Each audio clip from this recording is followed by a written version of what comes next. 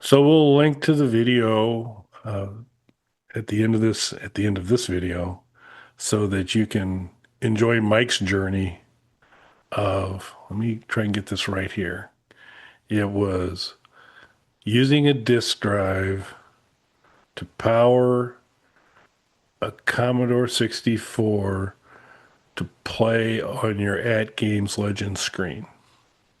Is that? Yeah, yeah, Yeah. yeah. I was playing games on floppy disk to a Commodore 6, the full size Commodore 64 from Retro Games Limited. I had set up a floppy disk drive, which it read as a USB stick, to play the games from the floppy disk onto the Commodore, playing them through the At Games Legends Mini. The most convenient way to play games.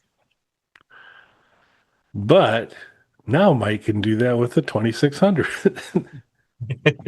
sort of, but a different way. And this was, and I was completely unaware of these.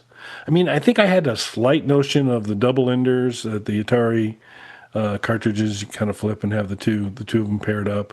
I think I had a vague notion of those. You don't see many of them in the wild, but I kind of knew that one. These on tape, I know that the Commodore PET actually used cassette tapes to store data, and I think early versions of the Wang computer did as well. But I had no clue that there was a version of some Atari games that were available, yes, on cassette, where you'd use a thing called a Supercharger from Arcadia, where you would plug that in, and then you would, and it had a mic jack or headphone jack on it that you would then plug into the cassette player you have laying around, like we all do these days. And you would then put the Atari game, which was on the cassette, into there. And originally I was like, how does this work? Because you'd have to go back and forth. But as we, in a way that predated all the FPGA systems where it just kind of sucks the whole ROM down, loads it into memory, and away you go. It's kind of the same thing here, as it's the ROMs on the data for the ROMs on the tape. It pulls all of it down, puts it all into memory. You then detach your tape player. It's done. You've loaded the game, and off you go. And I hadn't seen those. Mike found a really nice video. We'll include a link to it there so you can see this thing in action. But I thought it was pretty cool. And I'm pretty sure I haven't seen a double ender anywhere in the wild. I can guarantee you 100% I've never seen an Atari 2600 game on a cassette tape available for purchase in a used game store.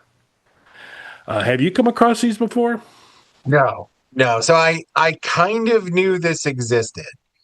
I was watching as Kelly and I were already Atari guys, and Kelly definitely more of a 2600 guy than I was.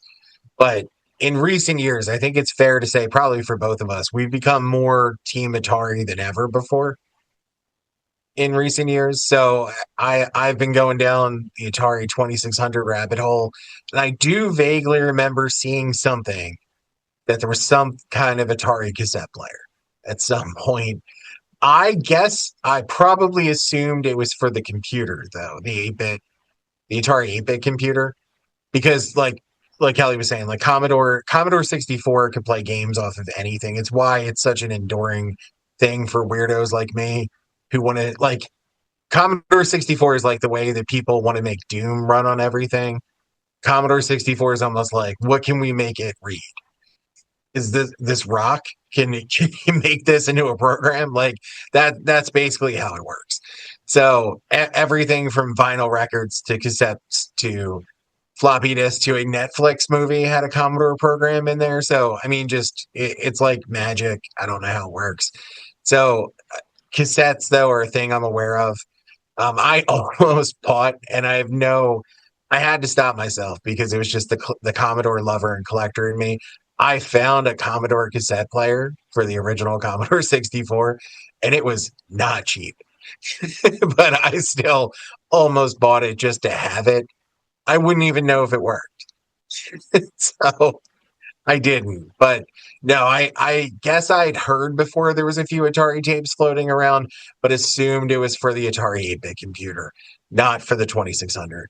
And like Kelly said, it's interesting the way that this works because it basically just dumps the ROM into like a flash cartridge, essentially.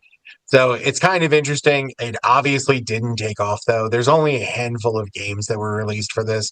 So I mean there's a zero market for this thing. But I do think it's interesting. If I came across an Atari cassette game, I'd really have to fight myself to not buy it, even though I would have, again, no way to play it or to do anything with it.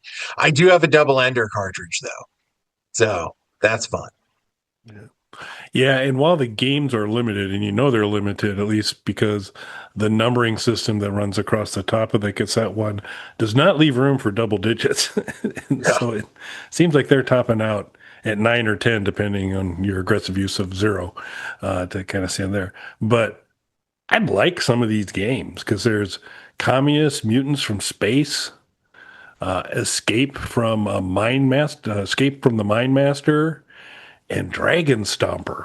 And these are all sounding pretty great to me. So I think there's some pretty fun games that are out there. I was confused on the video we watched that one of the things the person mentioned was, well, one of the benefits of doing it on cassette was uh, better graphic quality, and that threw me because the limitation you're going to run into typically on Atari for graphic quality or the overall, just the overall look and feel of a game and playability of a game is not, is not about the amount of media you have. It's the limitations of the cartridges and the limitations of the system itself, and so maybe a cassette tape exceeds what a cartridge could hold, but at some point there's only so much that an original Atari systems can hold. If you've got an emulation system, you probably have some latitude there. But I was really surprised that you could actually goose it to get a little bit of graphical thing. But I'm not sure how that works either. Maybe there is that process of it swapping stuff in and out, and you could have more stuff to swap in and out on a cassette tape than you would on there. But again, at some point, and I guess the thing that's holding it is that supercharger. So I guess you still have a larger parking lot to work from, I guess. But they look pretty cool, and I certainly like to do it. And I'll have to poke around a little bit to see if there are non-tape alternatives to play Dragon Stomper. I think I need to try that out. Sounds pretty good.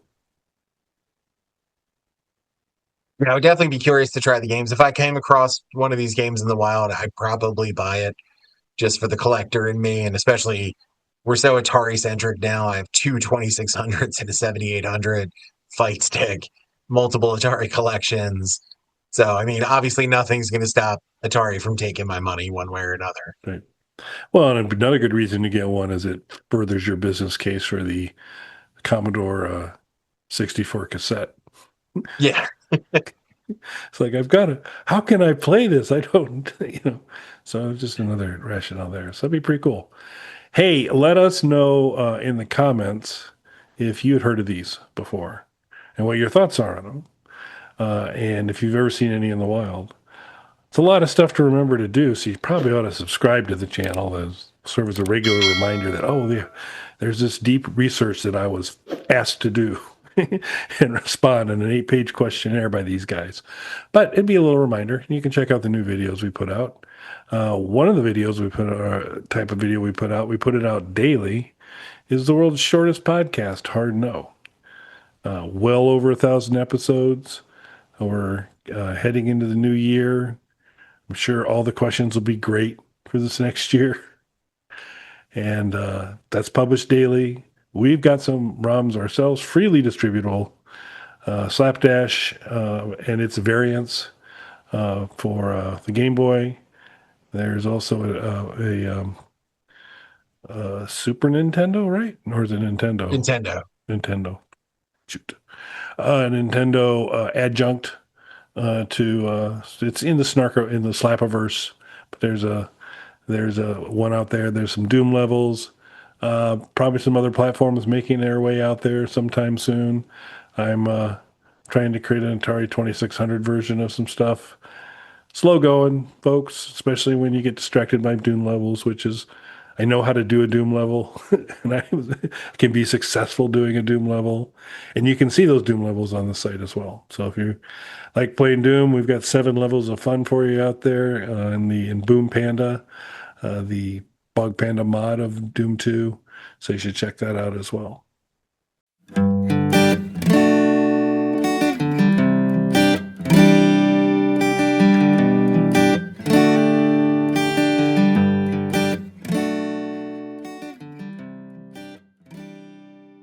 Bog Panda.